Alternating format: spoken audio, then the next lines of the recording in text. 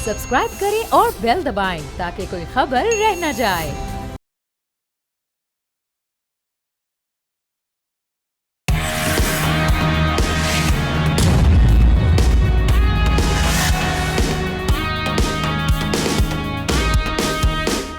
अस्सलामुअलैकुम, आप देख रहे हैं न्यूज़ पंच। मैं हूं उबैदुल्लाह सिद्दीकी और आज का प्रोग्राम इसलिए भी अहम है या ख़ास है कि बोल न्यूज़ के सीनियर तज्ज़ियाकार एहतशामुल हक़ साहब को सदर मुमलिकत जनाब आसिफ अली ज़रदारी की जानिब से हिलाल इम्तियाज़ से नवाजा गया है, जो बोल न्यूज़ के लिए फ़ख्र और एज़ाज़ की बात है। यह एज़ाज़ एहतशामुल हक़ साहब के 4 दिहाइयों पर मुश्तमिल करियर को हुकूमती ख़िराज तहसीन है। एहतशामुल हक़ ने शुमाली अमरीका, यूरोप, एशिया और अफ्रीका के बैनुल अक़वामी फ़ोरम्स पर पाकिस्तानी मीडिया की भरपूर नुमाइंदगी की है और उनकी आलमी शोहरत खलीज टाइम्स, BBC और टोक्यो शिपबर्न में इस हवाले से उनकी मशहूर रही है। ये ज़ाहिर है अपना नाम रखते हैं, दुनिया इनको पढ़ती रही है, अब सुन भी रही है। हिलाल इम्तियाज़ के अलावा उन्होंने कई इंटरनेशनल अवार्ड्स भी हासिल कर रखे हैं, जबकि बोल न्यूज़ के ही सीनियर एंकर जनाब आदिल अब्बासी को भी सहाफ़त के शोबे में गिरा कदर खिदमात के एतराफ़ में सदारती तमग़ाए इम्तियाज़ से नवाजा। तो बोल फैमिली के लिए यकीनन ये एक बड़ा प्राउड मोमेंट है और प्रोग्राम न्यूज़ पंच की टीम की तरफ से, मेरी तरफ से एहतशामुल हक़ साहब, हिलाल इम्तियाज़, ये मुकम्मल नाम अब से आपका राइज कर दिया जाए। बहुत बहुत मुबारक हो एहतशाम साहब। क्या ख़यालात हैं, क्या जज्बात हैं, क्या तासुरात हैं? देखें, मेरा ख्याल है बोल के लिए, उबैद और हमारी पूरी टीम के लिए, हमारी मैनेजमेंट के लिए इट्स अ प्राउड मोमेंट। लेकिन मैं I am really humbled, honoured कि ये एक हुकूमत पाकिस्तान ने मुझे एक बड़ा सिविलियन एजाज़ दिया है। ये अल्लाह का बड़ा एहसान है, मैं अपने मुंह से क्या कहूँ। अब ये जिसको ये कहना चाहिए आप लोगों की दुआएं हैं, घर वालों की दुआएं हैं। और अच्छी बात यह है कि मैं कभी कभी सोचता हूँ कि 40 साल से ज़्यादा अरसा हो गया इस प्रोफेशन में, बहुत कुछ देखा, बहुत कुछ हासिल किया, बहुत कुछ सीखा। और सीखने का अमल आपको पता है उबैद, वो तो कब्र तक जाता है। अच्छी बात यह है कि मेरा ख्याल है मैं शायद वाहिद पाकिस्तानी जर्नलिस्ट हूँ, ये मैं कह सकता हूँ, कि जिसको सबसे ज़्यादा पाकिस्तान के और इंटरनेशनल अवार्ड मिले हैं। मुझे 11 अवार्ड मिले हैं, जिसमें लगातार 4 APNS के अवार्ड हैं, ऑल पाकिस्तान न्यूज़ सोसाइटी के बेस्ट जर्नलिस्ट के। फिर मुझे डैग हैमरशॉ स्कॉलरशिप यूनाइटेड नेशन का मिला था, वो मैं पहला पाकिस्तानी था जो पूरे एशिया से मैं सिलेक्ट हुआ था। और मैं 3 महीने यूनाइटेड नेशन में रहा, वहाँ मैंने कवरेज की अपने, उस वक्त मॉर्निंग न्यूज़ अखबार के लिए काम करता था उनके लिए। फिर मुझे सिटी बैंक ग्लोबल वालों ने अवार्ड दिया था बेस्ट जर्नलिस्ट का, यूरोपियन यूनियन का तीसरा अवार्ड था बेस्ट जर्नलिस्ट का। फिर इंडिया का एक अवार्ड है अमर पदार पत्रिका, वो मुझे मिला था। और इसी तरह से आप देख लें कि ये 11 तकरीबन मेरे बन जाते हैं। और इसमें यही है कि बुनियादी तौर पे जो सहाफ़त का सफ़र है वो शुरू किया और आज तक जारी है। और बुनियादी चीज़ इसमें वह जो मैं समझा हूँ, मैं चाहता हूँ जो लोग भी समझें, जूनियर सीखें, वो ये कि ये इस प्रोफेशन में पैशन से आप कामयाब होते हैं। सिर्फ अगर आपने कहा कि जी मैंने नौकरी करनी है, तो नौकरी तो बहुत सारे लोग कर रहे होते हैं। मैं अपने बच्चों की मिसाल दी, मेरा बच्चा, कोई बच्चा मेरा इस फील्ड में नहीं आया और मैंने उनको एक ही बात की थी, मैंने कहा नौकरी करनी है तो फिर और अदारे देख लें। तो अगर आपने यहाँ काम करना है तो शायद पैसे ना मिलें, लेकिन पैसे बहुत मिल सकते हैं अगर आप काम करेंगे तो बहुत अपॉर्चुनिटीज़ आपके लिए। लेकिन कोई बच्चे नहीं आए, माशाल्लाह बड़े अपने सेट हैं सारे। लेकिन इसमें यही है कि मैं देखता हूँ कि जो लोग आजकल के नौजवान हैं, मेरा ख्याल है मेहनत की ज़रूरत होती है। और अवैध, मैं आज भी यही बात समझता हूँ कि मैं TV पे आके बैठूँ, अवैध मुझसे सवाल पूछे तो मैं कहूँ मुझे नहीं पता। मेरे लिए इससे ज़्यादा और रसवाई की बात नहीं, क्योंकि एहतशाम साहब, सॉरी आपकी बात को काट रहा हूं, ये एक चीज़ का पता होना चाहिए, मुसलसल इक्विप्ड रहने वाली फील्ड है और यहाँ पर आप किसी भी सूरत जो है वो पीछे नहीं रह सकते। न सिर्फ ये कि एक डायरेक्शन में, बल्कि आपको मल्टी डोमेन में जो है वो इक्विप्ड रहना पड़ता है। वेल अगेन, इसको कंक्लूड करते हुए मेरी तरफ से ज़ाती हैसियत में, न्यूज़ पंच की टीम की तरफ से, बोल इंतज़ामिया की तरफ से, बोल फैमिली की तरफ से आपको बहुत बहुत मुबारकबाद हो। मुलाकात करेंगे तो इसको फिर हम फॉर्मली सेलिब्रेट भी करेंगे इंशाअल्लाह। खैर, जो दीगर मामलात हैं जिनको आज हमने न्यूज़ पंच में डिस्कस करना है, उसमें बहुत ज़रूरी मामला जो सर उठा रहा है, बजट से पहले इसकी आवाज़ें आना शुरू हो गई हैं। इक़्तिदार के ऐवानों में इस वक्त 28वीं आइनी तरमीम की मंजूरी के लिए हलचल शुरू है। इस तरमीम में NFC अवार्ड समेत दीगर अहम उमूर पर कानून साजी की तजावीज़ हैं, सलाह मशवरे हो रहे हैं। ज़रा के मुताबिक सदर मुमलिकत और वज़ीर आज़म शहबाज शरीफ की जो हालिया मुलाकात थी अभी कुछ दिन पहले, उसमें भी ये मामला सर फहरिस्त रहा। बड़ी इत्तेहादी जमात पीपल्स पार्टी के 28वीं तरमीम पर तहफ़्फ़ुज़ात अपनी जगह हैं। हुकूमत ने सिंध के तरक्याती मंसूबों की तजावीज़ बजट का हिस्सा बनाने का उसूली फ़ैसला करने के साथ पीपल्स पार्टी को बड़ी पेशकश भी कर दी है। नए सूबों का मामला 28वीं आइनी तरमीम में ज़ेर बहस नहीं आएगा। ज़रा के मुताबिक 28वें आइनी तरमीम इत्तफ़ाक़ राय से ईद उल अज़हा से क़ब्ल यानी 21 मई की तजवीज़ है, लेकिन رانا ثناء اللہ کے مطابق اس پر فوری اتفاق رائے مشکل دکھائی دیتا ہے۔ دوسری طرف اس ترمیم کو لے کر ایم کیو ایم کا بڑا مطالبہ آئین کے آرٹیکل 140A کو مزید مضبوط بنانا ہے، جس کے تحت بلدیاتی اداروں کو مالیاتی، انتظامی اور سیاسی طور پر بااختیار بنایا جائے۔ اس سے پہلے حکومت 20 اکتوبر 2024 کو 26ویں آئینی ترمیم منظور کروا چکی ہے۔ سینٹ سے یہ ترمیم 65 ووٹوں سے منظور ہوئی اور اس کی مخالفت میں 4 ووٹ پڑے، جبکہ قومی اسمبلی میں حمایت میں 225 ووٹ اور مخالفت میں 12 ووٹ آئے تھے۔ حکومتی اتحادیوں کی تعداد 213 تھی، البتہ جمعیت علماء اسلام کے 8 ارکان نے ترمیم کی منظوری میں اہم کردار ادا کیا۔ پھر 12 نومبر 2025 کو 27ویں آئینی ترمیم منظور ہوئی۔ قومی اسمبلی میں 234 ارکان نے ترمیم کے حق میں اور 4 نے مخالفت میں ووٹ دیا۔ سینٹ سے یہ ترمیم 64-0 سے منظور کی گئی۔ اب 28ویں ترمیم کے لیے حکومت کا نمبر گیم کیا ہے؟ جمعیت علماء اسلام آن بورڈ ہے نہیں ہے؟ پیپلز پارٹی کے کیا تحفظات ہیں؟ کس پر مانی ہے، کس پر نہیں مانی؟ سب کو ڈسکس کرتے ہیں۔ احتشام الحق صاحب ہمارے ساتھ موجود ہیں اور ساتھ ہی ساتھ مجھے پاکستان پیپلز پارٹی سے قادر مندوخیل صاحب جوائن کر رہے ہیں۔ قادر صاحب thank you for your time. Mandokhel صاحب، بنیادی طور پہ 26ویں 27ویں تو آپ گزار آئے، اب یہ جو 28ویں کا معاملہ ہے اس کو لے کر کوئی باقاعدہ فارمل مسودہ آپ تک پہنچا ہے؟ یعنی پاکستان پیپلز پارٹی کے حوالے کیا گیا ہے یا ابھی صرف پوائنٹرز کو ڈسکس کیا جا رہا ہے مسودہ تیار کرنے کے لیے؟ اور اگر وہ پوائنٹس ڈسکس ہو رہے ہیں تو اس میں ایگزیکٹلی نون لیگ چاہ کیا رہی ہے اور آپ ایسا کیا چاہتے ہیں کہ وہ نہ ڈالیں اس مسودے میں؟ دیکھیے، پہلی بات تو یہ کہ مسودہ نہ آپ نے دیکھا، نہ میں نے دیکھا، نہ میری پارٹی نے دیکھا۔ آپ کو یاد ہوگا 27ویں ترمیم بھی حکومت چپ کے رات کے اندھیرے میں لانا چاہتی تھی۔ بلاول بھٹو زرداری صاحب نے ٹویٹ کر کے پوری دنیا کو بتا دیے کہ یہ پوائنٹ پہ یہ ڈسکس کرنا چاہتے ہیں۔ آپ کو یاد ہوگا پھر بہت سارے پوائنٹ تھے، اس پوائنٹ میں سے 2 پوائنٹ پہ ہم نے آ کے ایک آئینی عدالت کی اور ایک جو فوجی جو انتظامی عہدے تھے اس کے حوالے سے، باقی ہم نے کم نہیں مانیں گے۔ تو حکومت نے وہ ساری چیزیں نکال دی، یہ 2 ترامیم کر دی، ہم نے ساتھ دے دیا۔ ابھی تو یہ باتیں آپ کے منہ سے ہم سن رہے ہیں، پارٹی کی طرف سے ایسے کوئی آفیشیل ہمیں انفارم نہیں کیا گیا ہے کہ 28ویں ترمیم میں کیا کیا باتیں آ رہی ہے کیا، لیکن جو آپ کی میڈیا کی رپورٹوں سے ہم سن رہے ہیں کہ وہ صوبوں کے حوالے سے بات کریں گے، بالکل بسم اللہ۔ جو 18ویں ترمیم میں صوبوں کے حوالے سے جو ایک شک موجود ہے، اس میں یہ کہا گیا کہ جس صوبے میں مزید صوبے بنانا ہے وہاں سے 2/3 میجارٹی سے جو ہے نا وہ قرارداد پاس کرانی ہوگی۔ پھر پارلیمنٹ سے اس کو 2/3 میجارٹی چاہیے۔ 2/3 میجارٹی پارلیمنٹ تو موجود ہے۔ اب پنجاب اسمبلی نے آلریڈی قرارداد پاس کر چکے ہیں جنوبی پنجاب کا، بسم اللہ کر لے، وہاں سے شروع کر دیں۔ خیبر پختونخوا اسمبلی نے ابھی حال ہی میں مہینہ پہلے قرارداد پاس کرائی ہے، وہاں جو ہزارہ صوبے کا، آئیے بسم اللہ شروع کر دیں۔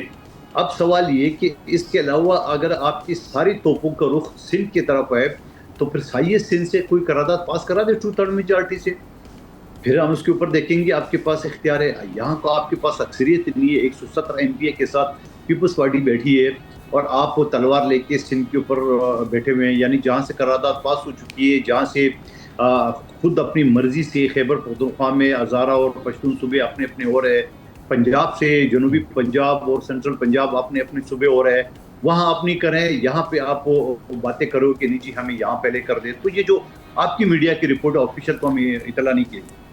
دوسرا جو میں ایک ساری میں مفروضے بھی آپ کو سوالوں کا جواب دے رہا ہوں۔ دوسرا سوال یہ آ رہا ہے کہ بھائی NFC ایوارڈ ہے، اس کے اوپر جو نا وہ وفاق کو زیادہ دیا جائے۔ یہ میں مفروضے کے سوالات کے اوپر آپ کو جواب دے رہا ہوں۔ اس سے پہلے جو NFC ایوارڈ پاس ہوا تھا اس میں یہ کہا گیا کہ 57% جو نا وہ 4 صوبوں کا ہوگا اور اس میں ہر مرتبہ یعنی ہر سال یہ جو نا بڑھتا رہے گا۔ اب آپ کہتے ہیں نہیں اس کو کم کریں۔ 2012 میں یہ بل پاس ہو چکا ہے اور 18ویں ترمیم آج 2026 میں آپ کو یاد آ گیا ہے کہ بابا یہ معاملہ جو ہے نا وہ صحیح کر دیں۔ تو میں یہ سمجھ رہا ہوں کہ ایک تو اتنا عرصہ بعد آپ کو یاد آ گیا ہے، اور پھر آپ کو اگر پیسے چاہیے وفاق کو کہ چلو افغانستان کی جنگ ہے، ہندوستان کے ساتھ جنگ ہے، اس میں پیسے نہیں ہے، سود کی مد میں ہمیں IMF کو دینا ہے وغیرہ وغیرہ۔ ہم یہ سوال نہیں کر رہے کہ یہ جو کھربوں روپے آپ پیٹرول ڈیزل کی مد میں عوام سے آپ لوٹ رہے ہو، وہ صرف وفاق خرچ کر رہے ہیں، وہ صوبوں کو ٹکا نہیں دے رہے ہیں، مگر عذاب 4 صوبوں کی عوام میں وہ تو ہم بات ہی نہیں کریں۔ ہم یہ کہتے ہیں کہ آپ کو پیسے چاہیے تو آپ کو NFC ایوارڈ کے اوپر کٹ لگانے کے بجائے آپ صوبوں سے پیسے مانگ لیں، بابا اتنا پیسے صبح مجھے قادر مندوخیل صاحب ایک سوال کرنے کی اجازت دیجیے، پھر احتشام صاحب بھی آپ سے ایک سوال کرنا چاہیں گے۔ بنیادی طور پہ کیا یہ 28ویں ترمیم آپ کے بقول، اور ظاہر ہے ابھی کیونکہ فارمل مسودہ نہیں ہے، مفروضے پہ ہی مبنی اگر ہم بات کریں، تو یہ آپ کو بجٹ پر حکومت کا ساتھ دینے سے روکتی ہے، یا آپ سمجھتے ہیں کہ بجٹ ایک ٹوٹلی ڈیفرنٹ معاملہ ہے، اس کی راہ میں کوئی رکاوٹ نہیں آئے گی اور 28ویں ترمیم کی لڑائی آپ الگ سے لڑیں گے؟ دیکھیے، بجٹ کی لڑائی ہم الگ لڑیں گے، 28ویں کی ترمیم کی لڑائی ہم الگ لڑیں گے۔ میں نے کہا نا کہ میں مفروضوں پہ آپ کے سوالوں کا جواب دے رہا ہوں۔ کیا پتہ 28ویں ترمیم ایسے آ رہا ہوگا کہ عوام کو جو ہے نا وہ پیٹرول اور ڈیزل مفت، کیا پتہ ہے کہ 28ویں ترمیم ایسے ہوگا کہ کوئی ملک میں کوئی لوڈ شیڈنگ نہ ہوگی، یہ سرکاری جو بابے بیٹھے ہوئے ہیں، بیوروکریٹ بیٹھے ہوئے ہیں اور ان کو کروڑوں یونٹ بجلی کے فری مل رہے ہیں، پیٹرول ڈیزل فری مل رہے ہیں، ان سب کے پیٹ پہ جو ہے نا وہ کاٹ کر کے اور عوام کو دیا جائے، ہم ساتھ دیں گے۔ اگر یہ 28ویں ترمیم میں ہے کہ اگر آئندہ ملک میں ایک بھی دہشت گردی کا واقعہ نہیں ہوگا، ہم بولیں گے بہت اچھی بات ہے، لیکن ابھی تو ہے ہی نہیں، مفروضوں کی بات ہو رہی ہے۔ باقی جو بجٹ کی بات آپ نے کی ہے، یقیناً پچھلا بجٹ آپ کو یاد ہوگا، پیپلز پارٹی نے اس وقت ساتھ دے دیے جب انہوں نے ملازمین کے تنخواہوں میں 10% اضافہ کیے، ہم نے ساتھ دیے، اس کے بغیر ہم نے نہیں مانا۔ ہم نے نہیں مانا کہ جو بیسک تنخواہ ہے 37,000 36,000 جو ہے وہ آپ کر دے تو ہم ساتھ دیں گے، حکومت نے مانا۔ اور بے نظیر انکم سپورٹ کے ذریعے جو 7 ارب روپے تھے وہ ہم نے کہا کہ اس کو بڑھا دے، وہ حکومت نے بڑھا دیے، ہم نے ساتھ دے دیا۔ تو میں یہ سمجھ رہا ہوں کہ ظاہری بات ہے یہ اس طرح کی، یعنی آپ ایشو ٹو ایشو چلنا چاہ رہے ہیں۔ میں آپ کی بات سمجھ گیا اس کو۔ بالکل بالکل۔ احتشام صاحب، احتشام الحق صاحب آپ سے سوال کرنا چاہیں گے۔ احتشام صاحب آپ کا سوال۔ جی مندوخیل صاحب، دو چیزیں ہیں۔ ایک تو جس طرح بھی عبید بتا رہے تھے اور بتایا بھی انہوں نے، رانا ثناءاللہ نے، کہ اس میں مشاورت ہے، ٹائم لگ سکتا ہے، لیکن پرائم منسٹر کے کوآرڈینیٹر جو ہیں اختیار ولی صاحب، وہ کہہ رہے ہیں کہ جی عید کے فوراً بعد یہ 28ویں ترمیم پیش ہو سکتی ہے۔ اب یہ سب کو پتہ ہے کہ 26ویں اور 27ویں ترمیم منٹوں میں، سیکنڈوں میں، گھنٹوں میں ہو گئی تھی، اس لیے کہ وہ پیپلز پارٹی اور پی ایم ایل این ایک طرف تھے اور پی ٹی آئی ایک طرف تھی۔ اب جو مسئلہ اٹک گیا کہ اب ظاہر ہے آپ لوگوں کی پیپلز پارٹی کے بڑے زیادہ تحفظات ہیں۔ اب ایجنڈے کی بات پوچھ لیں تو ڈرافٹ تو نہیں پہنچا، لیکن میں مندوخیل صاحب آپ کو بتا سکتا ہوں کہ 4 بڑی چیزیں ہیں جو طے کر لی گئی ہیں جس پہ بات ہوگی۔ پہلا تو سیدھا وہی ہے کہ جی این ایف سی ایوارڈ ہے، اس کو کیسے تبدیل کرنا ہے۔ اب حکومت یہ بار بار کہتی رہی ہے، اور جب یہ پیش ہوا تھا 2009-8 میں 10 میں میں ادھر تھا جب یہ منظور ہوا تھا گوادر میں، اس کے بعد آپ نے دیکھا تھا کہ تھوڑی سی لمبی بات ہو جائے گی لیکن میرا خیال ہے بتانی ضروری ہے۔ حفیظ شیخ صاحب اپنا فائنانس منسٹر تھے، اس کے بعد انہوں نے کہا تھا کہ صوبے امیر ہو گئے، مرکز غریب ہو گیا۔ اس کے بعد سے مسلسل یہ آ رہا ہے کہ یہ جو صوبوں کو بہت زیادہ پیسہ چلا گیا ہے، اس کو واپس کیا جائے، کیونکہ نہ وہ ڈیفینس میں کوآرڈینیشن، نہ کسی اور میں، اور مرکز کے اوپر پرابلم ہے۔ ایک یہ ہے۔ دوسرا وہ کہا جا رہا ہے کہ جی این ایف سی اپنا 18ویں ترمیم کے لیے وہ کہتے ہیں کہ صوبے جو ہے نا پرفارم نہیں کر سکے، خاص طور پہ جو آ رہا ہے کہ جی جو ڈیوالو ہوئے تھے سبجیکٹ ہیلتھ کے اور ایجوکیشن کے اور ویمن ایمانسپیشن کے، وہ واپس لینے کی بات ہو رہی ہے کہ ان سے چل نہیں سکا، کیونکہ ان کی جس طریقے سے کام ہونا چاہیے تھا وہاں پہ کیپیسٹی بلڈنگ نہیں ہوئی۔ ایک اس پہ ہے۔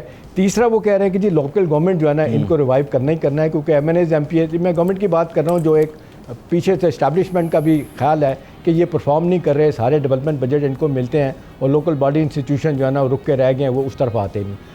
چوتھا جو امپورٹنٹ ہے وہ میرا خیال ہے بیرنز انکم سپورٹ پروگرام ہے، جس کو ورلڈ بینک بھی سپورٹ کرتا ہے، دنیا کے بہت اچھے پروگراموں میں شامل کیا جاتا ہے۔ عبید اس میں، اور آپ یہ سوال میرا آپ سے ہے مندوخیل صاحب کہ حکومت یہ کہتی ہے کہ جی سیاسی فائدہ تو آپ اس کا اٹھاتے ہیں، پیسہ مرکز دیتا ہے، تو کیوں نہیں اگر یہ اپنا اس کی ذمہ داری جو ہے وہ صوبوں کو دے دی جائے۔ اسی سوال کے ساتھ ہم ایک بریک مندوخیل صاحب، یہ سوال آپ نے سن لیا ہوگا، نہیں تو ہم اس کو دوہرا بھی لیں گے۔ بریک شامل کرتے ہیں، بریک کے بعد واپس آتے ہیں، پھر مندوخیل صاحب کا جواب جانتے ہیں۔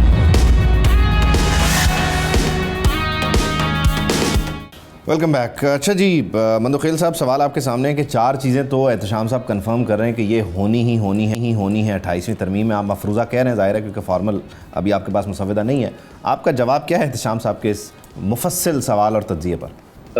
احتشام صاحب نے 4-5 سوال کیے، میں جو ہے نا وہ 1 بائی 1 جواب دینے کی کوشش کروں گا۔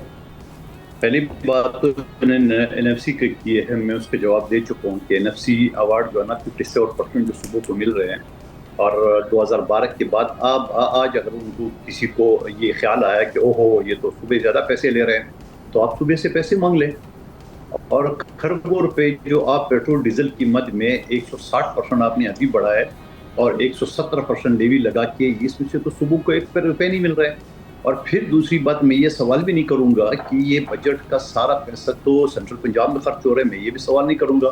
میں یہ بھی سوال نہیں کروں گا کہ پنجاب میں موٹر وے پہ موٹر وے بن رہا ہے، پورا صوبہ سندھ میں جہاں 70% ریونیو آپ کو دیتا ہے، جس میں سے NFC ایوارڈ کے ذریعے 24% پنجاب کو مل رہے ہیں، وہاں ایک موٹر وے نہیں ہے۔ بلوچستان جو معدنیات سے مالا مال ہے، دہشت گردی کی نظر ہے، وہاں ایک موٹر وے نہیں ہے۔ پختونخوا میں ایک آدھ موٹر وے ہے جو سوات موٹر وے کہلاتا ہے۔ دوسری بات، 18ویں ترمیم کے ذریعے ہیلتھ کی بات کی کہ ہیلتھ اور ایجوکیشن نے پرفارم نہیں کیا، تو کسی عقل کے اندھے کو جو ہے نا وہ میرے ساتھ ڈیبیٹ پہ بٹھا دے، میں ان کو سمجھا دوں گا۔ یہاں کراچی میں اگر آپ واقف ہو، یہاں ایک جناح اسپتال، ایک NICVD جو دل کا اسپتال کہلاتا ہے، اور ایک بچوں کا اسپتال یہاں کراچی میں، تینوں ایک جگہ پہ ہیں۔ یہ تینوں وفاق کے 23 دن حکومت چلا رہے تھے ایک عرصے سے۔ بعد میں وفاق نے کیس کیے عمران خان صاحب کے دور میں کہ بابا یہ وفاق کا ہے۔ ہم سندھ ہائی کورٹ سے بھی کیس ہار گئے تھے، ہم سپریم کورٹ سے بھی کیس ہار گئے۔ سپریم کورٹ نے کہا نہیں بابا یہ جو ہے اسپتال وفاق کے ان کو واپس کر دو۔ ہم نے کہا ٹھیک ہے، جب ہم کیس ہار گئے ہم نے واپس کیے۔ جب واپس کیے تو وفاقی حکومت نے ہاتھ کھڑی کر دے، نہیں جی ہماری بس کی بات نہیں، ہم نہیں چلا سکتے۔ اس کے بعد 18ویں ترمیم کے ذریعے ہم نے 10 ایسے اسپتال اور بنا دیے سندھ کے ہر ضلع میں۔ دل کے اسپتال چاہے اس میں حیدرآباد ہو، چاہے میرا اور شہباز شریف اور مخبر خاص کا علاقہ بلدیہ ٹاؤن ہو، چاہے وہ حیدرآباد ہو، لاڑکانہ ہو، سکر ہو، نواب شاہ ہو، ان جگہوں پہ NICVD جو ہے اس کو SICVD کر دیا ہم نے، کر دیا۔ BISP والے بھی آ جائیے گا اس سوال پہ جی۔ تو آ رہا ہوں تھوڑا سا صبر سے کام لے۔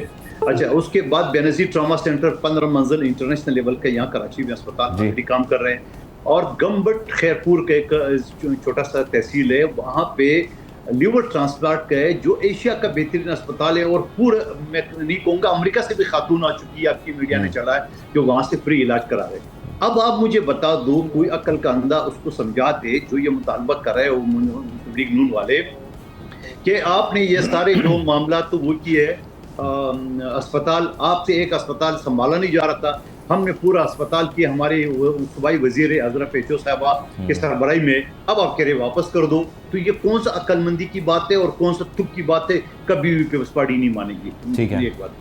دوسری بات یہ کہ ایجوکیشن کی بات اگر بات کریں تو میں اپنا آپ کو مثال دوں، پچھلے اسمبلی میں میں نے اپنے ضلع اپنے علاقے میں بلدیہ ٹاؤن NA 242 جہاں مصطفیٰ کمال اور شہباز شریف کا بھی حلقہ ہے، وہاں میں نے بل پیش کیے کہ یہاں پہ مجھے یونیورسٹی دے دیں۔ اب یونیورسٹی کے لیے مجھے خواجہ آصف اور رانا تنویر نے کہا کہ جاؤ اپنے صوبے سے پاس کراؤ۔ تو میں نے جواب دیا اس کو اسمبلی کے دوران، وہاں پہ میں نے کہا کہ یہ پاکستان کس کا باپ کا ہے وہ مجھے ذرا بتا دیں۔ میرا پاکستان ہے اور میرا صوبے ہے، جہاں مرضی میں کر لوں، میرے بل پاس نہیں ہوئے۔ اس کو کنکلوڈ کرنے ہمیں بڑا لفڑا پڑا تھا، 45 بل رکے، یاد ہے آپ کو؟ یہاں پہ ہم نے یہاں پہ درجنوں یہاں پہ یونیورسٹی بنا لی ہے، ہم نے کالجز بنا دیے اور سارے صوبوں نے بنا لی۔ میں اپنی بات نہیں کر رہا ہوں۔ کیا یہ وفاق رہے واپس کر دو؟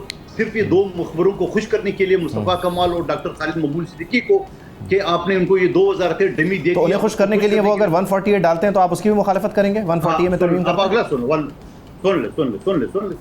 140 کی بات سن لے۔ 140 کے اندر جو آئین کا آرٹیکل ہے اس میں یہ کہتا ہے کہ بلدیاتی اداروں کو اختیارات ملتے ہیں۔ یہ 140 ان کے 3 میئر گزر چکے ہیں یہاں پہ، اور وہ رونا روتے تھے کہ ہمارے پاس اختیارات نہیں ہیں۔ آج میئر کراچی کے پاس واٹر بورڈ کا چیئرمین بھی ہے، وہاں پہ بلڈنگ کنٹرول کا تمام ادارے ان کے انڈر ہے۔ وہ کہ اس کے باوجود کہ کراچی کے 38% سے کم آبادی سندھ حکومت کے پاس ہے، باقی سارے فورسز کے پاس ہے، لاہور اور اسلام آباد اور کوئٹہ اور پشاور کا یہ صورتحال نہیں ہوا 100%۔ لیکن ایم کیو ایم یہ کہتی ہے نا کہ اس میں بنیادی طور پہ وہ آپ ہی کے میئر کو بااختیار بنا رہے ہیں۔ اور اس بیچ مجھے اجازت دیں، سینیٹر کامران بھی ہمیں جوائن کیا، انہیں بھی ہم شامل گفتگو کریں گے۔ آپ اپنا پوائنٹ ذرا جلدی سے کوئکلی کنکلوڈ کیجیے گا، پھر میں سینیٹر صاحب کو بھی انگیج کرتا ہوں۔ مندوخیل صاحب۔ اچھا، 140 کے لیے یہ ایم کیو ایم والے چلے گئے وہاں پہ مریم نواز صاحبہ کے پاس پنجاب میں، کہ وہاں سے قرارداد پاس کرائے کہ 140 کے اختیارات ہونے چاہیے۔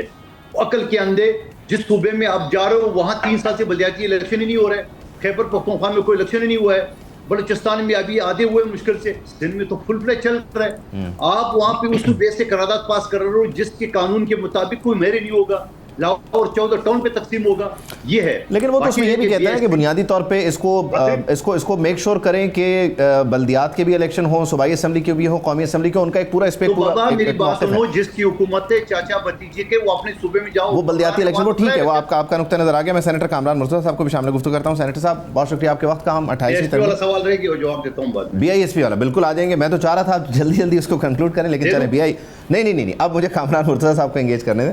سینیٹر صاحب thank you for for joining us. आपको कोई मुसव्विदा मौलाना साहब ने दिया है, बताया है, पेश किया है कि आप पहले भी 26वीं में भी मदद कर चुके हैं, 27वीं में भी मदद कर चुके हैं, इसको देखें, बताएं इसमें क्या बदलना है, या अभी मामला सिर्फ पीपल्स पार्टी और नून लीग के दरमियान है, आप तक नहीं आया? हम सिर्फ 26वीं की हद तक इंगेज हुए थे और 26वीं की हद तक जो है उसको डाइल्यूट किया था या अपने मंशूर के मुताबिक उसमें अपनी चीज़ें डलवाई थी। 27वीं में हम कतन इंगेज नहीं हुए और 27वीं में JUI वाहिद पार्टी थी जिसने खिलाफ वोट कास्ट किया, बाकियों ने एब्सटेन किया था, बाकी किसी ने जो ना वो वोट कास्ट नहीं किया था खिलाफ में। तो अब मौलाना ने आपने सवाल ये किया कि मौलाना ने आपको मुसव्वदा हैंड ओवर किया है, तो मौलाना को मिलेगा तो मुझे हैंड ओवर करेंगे ना, तो मौलाना को ही जो है ना अभी तक इस मामले में उनके हवाले कुछ भी नहीं किया गया। द मोमेंट उनके हवाले कुछ होता तो मेरे तक पहुंच गया होता। ठीक है, अभी आपके पास मैं पूछ लूँ एक सवाल? जी जी प्लीज़ एहतशाम साहब। एहतशाम हक साहब भी हमारे साथ हैं, कामरान जी, साहब। मैं अपना अगर कामरान साहब अगर मैं ये पूछ लूँ कि हुकूमत ये कहती है कि 26वीं और 27वीं के वक्त हमें तो बहुत ज़्यादा मौलाना की ज़रूरत थी तो मौलाना ने हमारा साथ दिया था, लेकिन 28वीं तरमीम में हुकूमत कहती है कि जी हमें इतनी ज़रूरत नहीं है, हमारे नंबर्स गेम में हम पूरे हैं। आपको क्या लगता है कि हुकूमत चाहेगी कि मुशावरत के साथ सारा काम हो, या आपको लगता है कि जैसे 26वीं और 27वीं धड़ाधड़ चली गई थी, एकदम हो गई थी, वो इतना आसान होगा 28वीं तरमीम करवाना? जी नहीं, उसमें फिर आपसे गलत हो गया। 26वीं में जो है ना हुकूमत ने इंगेज किया था अपोजिशन पार्टी को, 27वीं में अपोजिशन पार्टी को इंक्लूडिंग JUI उसको इंगेज नहीं किया था, और 26वीं में जब हमें इंगेज किया था तो हमने इमीडिएटली PTI को और बाकी दूसरी पार्टियों को अब लोग की टैक्स सपोर्ट तो हुकूमत को थी ना, हुकूमती लोग कहते हैं JUI ने हमें सपोर्ट किया था। वो अगर आप प्रेजुडिस हैं तो फिर आपको इस बात का कोई वो नहीं कर सकते। उसमें जो जिनकी जो उनको जो सपोर्ट थी वो 13 लोग जो है ना एक मखसूस पार्टी से थे, आपको नाम उसका शायद पता होगा, वो 13 लोग थे और उसमें जो है ना वो लेडी सेनेटर्स भी थी और दूसरे भी थे। अगर थोड़ा सा उसके ऊपर माइंड अप्लाई करे सबके नाम आपके जहन में आ जाएंगे। वो उनके पास बंदे PTI से उन्होंने पूरे किए हुए थे। तो उस जो हमने फिर अपना उसमें वो किया, हमने उसको डाइल्यूट करवाया था, हमको पता था कि पूरे हैं, बताया गया था कि इवन नाम भी बाज़ लोगों के जो नाम पता थे। और उसके बाद जब हमें इंगेज किया गया तो फिर उसको बहुत सारी जो उसमें आर्टिकल्स थे उनको डाइल्यूट करवाया गया, और प्लस जो है ना वो सूद वाले मामले में, शरीयत कोर्ट वाले मामले में, इस्लामी नज़रियाती काउंसिल वाले मामले में ये 5 अमेंडमेंट्स हमारी डाली गई, और उसके साथ मदारिस का मामला भी टैग किया गया, ये सारा कुछ। और वो ये सिर्फ 26 अमेंडमेंट की हद तक था, 27th में ऐसा नहीं हुआ था। 27th में अगर किसी का वोट अगेंस्ट कास्ट हुआ है तो वो सिर्फ JUI है। अच्छा, मैं एक और सवाल आपकी तरफ लेके आना चाहता हूँ सेनेटर साहब, लेकिन उससे पहले वो कादिर मंदुखेल साहब BISP वाला जवाब देना चाहते हैं कि अगर हुकूमत जो है वो सूबों की तरफ उसको लेके जाती है। जी कादिर साहब बताइए, फिर उस पर क्या रद्द अमल है पीपल्स पार्टी का? देखिए, BISP एक एक्ट बन चुका है, और आपको याद होगा जब इमरान खान साहब सक्कर आए थे और वहाँ के लोगों ने बोला कि भाई ये तो पैसे हम दे रहे बेनज़ीर इनकम सपोर्ट का, और वाह जो है ना पीपल्स पार्टी की हो रही, तो इमरान खान साहब ने बोला कि ख़त्म कर देंगे। और अगले दिन शाह महमूद कुरैशी साहब जो उनका नायब वाइस चेयरमैन है, उन्हें बयान दिए कि हमकाना जो है ना सवाल जवाब है जो इमरान खान साहब ने, अगले दिन आप रिकॉर्ड उठा के देख लें, बेनज़ीर इनकम सपोर्ट कोई हमारी प्रॉपर्टी नहीं है, वो एक कानून बन चुका है, एक्ट का नाम है। वो कि हुकूमत ने चालाकी की है, जो Islamabad airport Benazir international airport था, जब नया एयरपोर्ट बना लिए तो उसमें बेनज़ीर का नाम नहीं है। वो कि मैं पिछली असम्बली का हिस्सा था, करारदाद भी मंजूर की मुतफ़क़ा तौर पर कि हाँ जी नए उसके दें। यानी हर हुकूमत की ये ख्वाहिश है कि किसी तरीके से बीबी शेख जिसने पाकिस्तान के लिए कुर्बानी दी है, दहशतगर्दी का नज़र है, उसका नाम कहीं ना आ जाए। वो प्रोग्राम खत्म तो नहीं करे, वो तो उसको एग्जैक्टली करेंगे बस सूबे संभाल ले, वफाक के ऊपर बोझ ना रहे उसका। मफरूज़े पे एक कानून बन चुका है, एक कानून बन चुका है, तो फिर ये वफाक में ये आप किस खेत की मूली है जो ख्वाजा आसिफ बैठा हुआ है, ये वजीर दिफा बैठा है, जरा इसका बताओ कि किसी SHO का लेवल का इसके पास इख्तियारात है जो बैठा हुआ है, तो खत्म कर दो।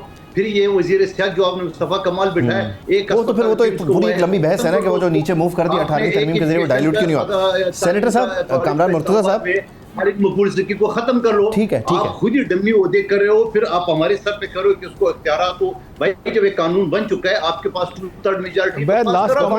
اچھا کامران مرتضیٰ صاحب, اس میں بنیادی طور پہ یہ بتائیں کہ آپ کیا سمجھتے ہیں, احتشام صاحب نے بھی یہ نقطہ اٹھایا کہ نیشنل کنسنسس جو آپ کی کوشش 26ویں ترمیم میں تھی وہ 27ویں میں تو اس طرح نہیں ہو سکا. آپ سمجھتے ہیں کہ 28ویں کا ایک موقع ہے, پیپلز پارٹی کے تحفظات آپ کے سامنے ہیں, ظاہر ہے آپ کے بھی کنسرنز ہوں گے, ایم کیو ایم بھی ہے.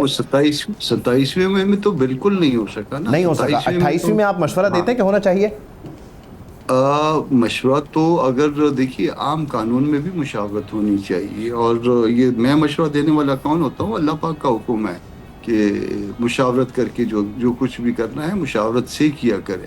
ممکن ہے کہ ہم ان کی نسبت جو ہے نا اتنی عقل نہ رکھتے ہوں یا اتنا کام نہ جانتے ہوں, مگر مشاورت سے بعض اوقات جو ہے نا وہ کسی چھوٹے منہ سے بھی بڑی بات آ جاتی ہے. تو حکومت شاید ممکن ہے کہ اس کو کوئی فائدہ مل جاتا ہے. کامران صاحب ایک چھوٹا سا سوال, وقت کم ہے, یہ پلیز اگر بتا دیں, سیاسی جماعتوں کے سب کے اپنے اپنے سیاسی مفادات ہوتے ہیں, اور ظاہر ہے یہ ایسا موقع ہوتا ہے, چاہے ایم کیو ایم ہے, جے یو آئی ہے, سارے وہ کچھ نہ کچھ حاصل کرنے کی کوشش کرتے ہیں. جیسا کہ آپ نے مدارس والا معاملہ بھلے بہت اچھا والا معاملہ ہے, وہ بہت اچھا معاملہ ہے, لیکن کروایا آپ نے نا اسی کے آڑ میں کروایا تھا. ایک سیکنڈ, احتشام صاحب, کامران مرتضیٰ صاحب کہہ رہے ہیں اس کو ری فریز کریں, وہ کیا کہنا چاہ رہے ہیں؟ اس کو ری فریز کر لیجیے. مفادات وہ ہوتے ہیں جو ہم کوئی چیز ذاتی جیب میں ڈال کے لے کے جاتے ہیں. یہ پروگرام ہوتے ہیں پارٹیوں کے اپنے پروگرام ہوتے ہیں. Don't take me wrong, Kamran صاحب آپ وکیل ہیں, آپ پلیز میری بات سن لیں. دیکھیں میں آپ سیاسی مفادات سے مراد میری خدا نہ خواستہ قطعی نہیں ہے کہ آپ اپنی ذات کے لیے کچھ کر رہے ہیں. سیاسی مفادات کا مطلب یہ ہے کہ میں نیشنل قوم کو صوبے کے لیے کر رہا ہوں, پارٹی کر رہا ہے. جیسے آپ نے لفظ کا ایک مطلب ہوتا ہے, ہر لفظ کا ایک طریقے سے آپ نے مدارس کی بات کی ہے, مدارس کا آپ کو فائدہ تو ہوا نا, آپ نے بات منوائی نا. مدارس کا اگر فائدہ ہوا ہے, اگر مدارس کو اگر فائدے میں اگر آپ مفادات کی بات کریں گے تو ایسے مفادات ہم کو 10 دفعہ سر آنکھوں پہ مدارس کے لیے. مگر بات یہ ہے کہ جتنا جو کچھ ہم نے کیا تھا 26 امینڈمنٹ میں, اگر آپ نے اوریجنل آج بھی دیکھ لیں نا اس کا جو مسودہ تھا, اور جو کچھ اس کو ریڈیوس کر کے اور جو کچھ اس کو ڈائلیوٹ کر کے کیا تھا, مجھے حامد خان صاحب نے خود جو ہے نا مولانا کے گھر میں کہا کہ اس سے زیادہ نہیں ہو سکتا. سلمان اکرم راجہ بیٹھے ہوئے تھے, بیرسٹر گوہر بیٹھے ہوئے تھے. اب باہر آگے کوئی نہ مانے تو وہ الگ بات ہے, باہر آگے جو مرضی کہے کہ جی ہم نے تو یہ کہا تھا, ہم نے وہ کہا تھا. اس کے بعد امیجیٹلی جو نا سارا کچھ جو امیجیٹلی جو اس کے بعد میڈیا کلپس ہیں اس دن کے, اس شام کے, وہ دیکھ لیجئے, اور صبح تک جو کچھ جو نا میڈیا پہ آتا رہا, جو کچھ ان کی سپیچز تھی وہ بھی دیکھ لیجئے کہ جو کچھ جے یو آئی نے کیا. باقی بات یہ ہے کہ جس کو برا کہنا ہے, جو اچھا نہیں لگتا, تو وہ ہر صورت میں وہ کوئی آٹا گوندتا ہے تو پھر ہلتا کیوں ہے, یہ آپ کہہ سکتے ہیں. بہت شکریہ سینیٹر کامران مرتضیٰ صاحب, thank you for joining us. Thank you for joining us. یقینی طور پر یہ معاملہ انٹرسٹنگ ہے, اور ابھی سب اس سے انکاری بھی ہیں اور اس کا انتظار بھی کر رہے ہیں کہ 28ویں ترمیم کا جب تک مسودہ نہیں آئے گا تب تک اس پر بات نہیں کریں گے. لیکن بات چیت اسلام آباد میں ہو رہی ہے اور تانے بانے جو ہیں وہ بنے جا رہے ہیں. خیر, ہمیں بریک شامل کرتے ہیں, بریک کے بعد واپس آتے ہیں, دیگر معاملات کو ڈسکس کریں گے. Welcome back. امریکی صدر ڈونلڈ ٹرمپ چین کے 2 روزہ دورے پر ہیں اور ایران امریکہ جنگ کو لے کر ان کے دورے کی ٹائمنگ بہت اہم ہے. 1971 میں نکسن کے بعد اب تک امریکی صدر چین کا دورہ کر چکے ہیں, جبکہ خود ٹرمپ کا یہ چین کا دوسرا دورہ ہے. اس سے پہلے وہ 2017 میں بھی چین گئے تھے, اور پھر اوباما 2009 میں گئے, اور اب جب ٹرمپ دوبارہ گئے ہیں تو گرم جوشی سے ان کا استقبال ہوا ہے. ٹرمپ نے دونوں کو سپر پاور کہا ہے, اور چینی صدر نے یہ کہا ہے کہ ہم حریف نہیں ہیں, ہمیں مل کر کام کرنا چاہیے. ٹرمپ کا بڑا شاندار استقبال ہوا ہے, مختلف تقریبات وہاں پر جاری ہیں. ایران کے معاملات بھی ڈسکشن میں آ رہے ہیں, اور تائیوان کو لے کر بھی چین اپنا موقف رکھ رہا ہے. سب کو ڈسکس کریں گے. احتشام الحق صاحب کا ساتھ ہمیں حاصل ہے. اس بیچ مجھے جاوید ملک صاحب نے بھی جو کیا ہے, سابق سفارتکار, تجزیہ کار. بہت شکریہ ملک صاحب, thank you for joining us. یقینی طور پر یہ ایک بڑی گولڈن اپرچونٹی ہے دونوں ہی کے پاس, امریکہ کے پاس بھی اور خود چین کے پاس بھی, کہ وہ تائیوان کو بھی ڈسکس کر لیں اور وہیں پر ایران سے متعلق معاملات کو بھی لے کر چلیں. تو اس گولڈن اپرچونٹی میں اس وقت جو اپر ہینڈ ہے, آلدو کہ ٹرمپ کا جو وہ ہینڈ شیک ہے وہ بڑا ڈومینیٹنگ رہتا ہے, لیکن یہاں پر بھی کیا بیجنگ میں ٹرمپ ہی ڈومینیٹ کر رہے ہیں یا پلڑا برابر ہے؟ جی عبید اللہ صاحب, میری نظر میں تو اگر آپ اس میٹنگ کو دیکھیں تو جو دنیا بھر کے جیو پولیٹیکل اینالسٹس ہیں, اور میں کسی حد تک ان سے ایگری بھی کرتا ہوں کہ میری نظر میں بھی یہ سب سے اہم ترین میٹنگ ہے ہمارے فیوچر کا جو روڈ میپ ہے جیو پالیٹکس کا, جیو اسٹریٹجک لینڈسکیپ جو دنیا کا سیٹ ہونے جا رہا ہے, اس حوالے سے دیکھیے پہلے امریکہ اور USSR کے زمانے میں ہم دیکھتے تھے کہ دو سپر پاورز تھیں اور ان کے درمیان کانفرنٹیشنل ریلیشن شپ تھی. ابھی ہم دیکھ رہے ہیں کہ ایک اسٹیبلش سپر پاور ہے, دنیا کی سب سے طاقتور, سب سے مضبوط, سب سے میں سمجھتا ہوں کہ امیر ترین ملک ہے امریکہ, ایک اسٹیبلش سپر پاور ہے. دوسری طرف چائنا ہے جو بھی ایک سپر پاور ہے اور ابھرتی ہوئی سپر پاور ہے. اب ان دونوں نے اوبیسلی دنیا میں آئندہ آنے والی جو سینچری ہے اس میں ڈومینیٹ کرنا ہے, اور وہ دیکھ رہے ہیں کہ ہمارے پاس دو آپشنز ہیں, یا تو ہم تصادم کے راستے پہ چلیں جیسے کہ USSR اور امریکہ چلے تھے, دونوں کا نقصان ہوگا. اور آپ کو یاد ہوگا کچھ عرصہ پہلے تک واشنگٹن میں بات کی جاتی تھی چائنا کنٹینمنٹ پالیسی, یعنی وہ سمجھتے تھے کہ ہم چائنا کو کنٹین کر سکتے ہیں. اب واشنگٹن میں ایسی بات نہیں ہو رہی, اب وہ یہ سمجھتے ہیں کہ ہم کو کمپلیمنٹ کرنا ہے, ہم کو کولیبوریٹ کرنا ہے, اور ہم نے ایک اسٹریٹجک مینجمنٹ کرنی ہے چائنا کی, اور ہم نے اس طرح سے اپنی ریلیشن شپ کو آگے لے کے چلنا ہے کہ ہم دونوں دنیا کی جو فیوچر ہے اس کے اندر ایک کلیدی کردار ادا کر سکیں. کچھ ایسی اسٹرینگس ہیں جو امریکہ کے پاس ہیں, کچھ ایسی اسٹرینگس ہیں جو چائنا کے پاس ہیں, اور اگر وہ دونوں آپس میں ایک طرح سے مینجڈ کمپٹیشن کی طرف آگے بڑھ رہے ہیں, تو اس حوالے سے جو اہم ترین میری نظر میں چیز ہے وہ ہے ٹیکنالوجی. آپ جانتے ہیں کہ دنیا کا مستقبل جو ہے وہ ٹیکنالوجی نے ڈٹرمن کرنا ہے, چاہے وہ AI ہو, چاہے وہ کلاؤڈ کمپیوٹنگ ہو, چاہے وہ آٹومیشن ہو, چاہے وہ مشین لرننگ ہو, چاہے وہ 3D پرنٹنگ ہو, چاہے وہ الیکٹرک وہیکلز ہوں, چاہے وہ کلین انرجی ہو. یہ تمام ایسی فیلڈز ہیں جن میں جو ممالک جو ان کو اڈاپٹ کریں گے وہ اپنے آپ کو ایز اے پاور برقرار رکھ سکیں گے, اور جو نہیں کریں گے وہ پیچھے رہ جائیں گے. تو اوبیسلی اس حوالے سے یہ بات چل رہی ہے. سب سے اہم ٹیکنالوجی ہے. آپ جانتے ہیں کہ پریزیڈنٹ ٹرمپ کے ڈیلیگیشن کے اندر امریکہ کے تمام ٹاپ ٹیکنالوجی کمپنیز کے جو CEOs ہیں وہ شامل ہیں. اس کے ساتھ ساتھ جو اہم ترین موضوع آپ نے بھی اٹھایا وہ ہے تائیوان. تائیوان ایک جیو پولیٹیکل ایشو ہے جس کے اوپر مختلف آراء پائی جاتی ہیں چائنا اور امریکہ کے درمیان. اس کے علاوہ ٹیرفس جو ایک ایسی چیز ہے جس کے بارے میں آپ جانتے ہیں جیسے ہی پریزیڈنٹ ٹرمپ کی سیکنڈ ٹرم شروع ہوئی انہوں نے ٹیرفس پالیسی انٹروڈیوس کر دی جس کا بہت زیادہ نقصان چائنا کو ہوا. چائنا یہ سمجھتا ہے کہ ٹیرفس کو مزید کم ہونا چاہیے. پھر ٹریڈ ڈیفیسٹ جو ہے دونوں کے درمیان اس کو بھی ایڈریس کیا جائے گا. اور اس کے علاوہ ساؤتھ چائنا سی ہے. اس کے علاوہ ہم یہ بھی سمجھتے ہیں کہ کسی حد تک جو دنیا کی ٹریڈ ہوتی ہے وہ موسٹلی تو ڈالر میں ہوتی ہے, لیکن چائنا یہ بھی چاہتا ہے کہ کہیں نہ کہیں یوان کو بھی موقع ملے.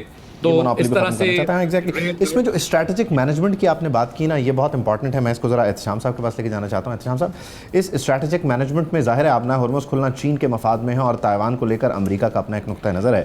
تو کیا یہاں کوئی ایک میوچل گراؤنڈ جو ہے وہ ڈسکس ہو سکتا ہے وہ کہ امریکی جو پالیسی ہے خارجہ پالیسی اس کو بھی روم ملے اور چین کے لیے آبنا ہرمز کے ذریعے معاملات آسان ہوں تاکہ وہ اپنا تیل وغیرہ اور دیگر معاملات کو چلا سکے؟ دیکھیں میں عبید شروع کروں گا آج نیو یارک ٹائم کی سٹوری سے جو وہ کہہ رہے ہیں کہ they are meeting in the shadow of war, اور پھر ساتھ وہ بھی کہہ رہے ہیں کہ کاش یہ 6 ہفتے پہلے دورہ پریزیڈنٹ ٹرمپ کا ہو جاتا تو اچھا تھا, پوزیشن آف اسٹرینتھ سے جا سکتے. جب وہ کہتے تھے کہ میں جب چاہوں گا ایران کے ساتھ جنگ بند کر سکتا ہوں, جب چاہوں میں نیوکلیر کو ٹیک آؤٹ کر سکتا ہوں, سب کچھ کر سکتا ہوں. اب وہ جا رہے ہیں تو نہ ابراہ ہرمز کھلی ہے, نہ نیوکلیر ایشو طے ہوا ہے, نہ کوئی اور ایسی بات ہوئی ہے جس کو ہم کہہ سکیں کہ معاملات اچھائی کی طرف جا رہے ہیں. وہ کہتے ہیں جیو پولیٹیکل ڈرائیور بڑا تکڑا اپنی بات منوائے گا.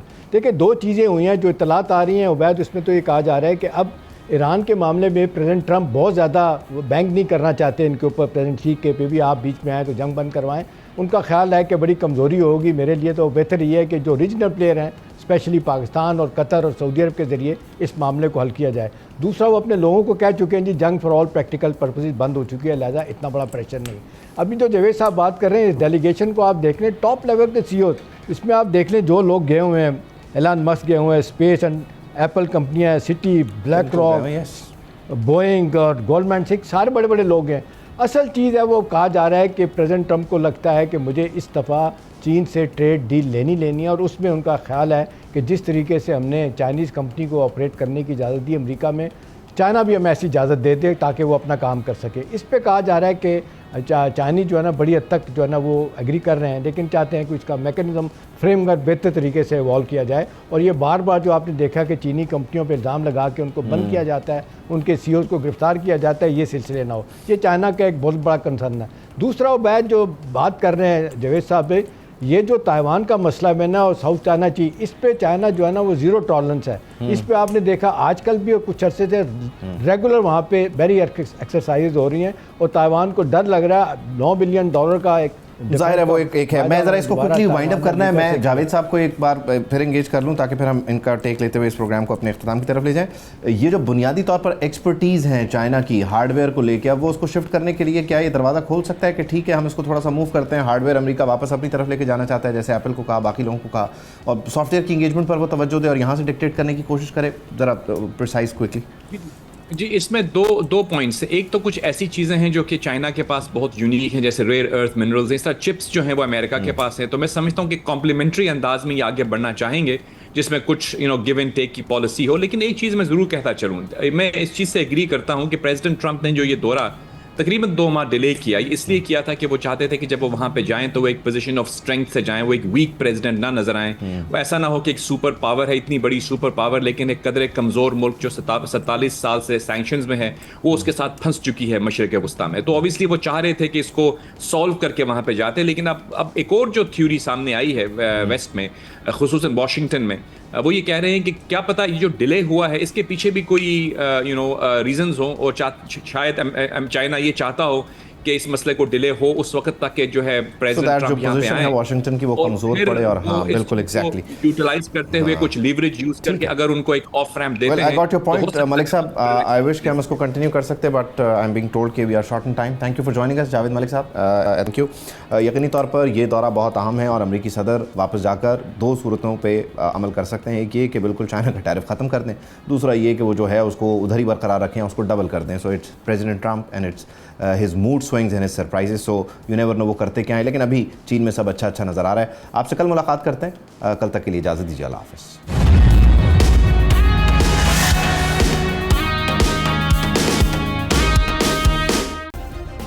سبسکرائب کریں اور بیل دبائیں تاکہ کوئی خبر رہ نہ جائے.